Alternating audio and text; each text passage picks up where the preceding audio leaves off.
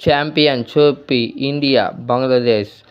ఈ బ్యాటింగ్ వచ్చిన బంగ్లాదేశ్ 228 కొట్టింది. బంగ్లాదేశ్ ఆలౌట్ అయింది. ఇండియా బౌలింగ్లో షమి 5 వికెట్లు తీసుకున్నాడు.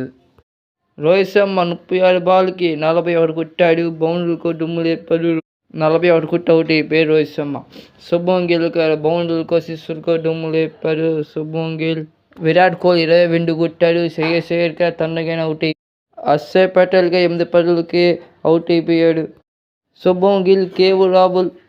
ఇండియా వికెట్లు పడిపోయిన శుభ్మన్ గిల్, కేఎల్ రాహుల్ ఆడుకున్నాడు. శుభ్మన్ గిల్ సెంచరీ చేసుకున్నాడు. 8వ సెంచరీ వన్డే. కేఎల్ రాహుల్ 41 రాణించాడు. ఇండియా బోని కొట్టింది ఛాంపియన్ ట్రోఫీలో. 6 వికెట్ తేడాతో ఘన విజయం సాధించింది team India. Next match India Pakistan. India గెలిస్తే సెమీకి గెలిస్తే పాకిస్తాన్ మనకు న్యూజిలాండ్కు ఓడిపోయింది. పాకిస్తాన్ ఓడిపోతే ఇంటికి వెళ్ళిపోయింది. నేనైతే జరిగిపోతుంది మ్యాచ్.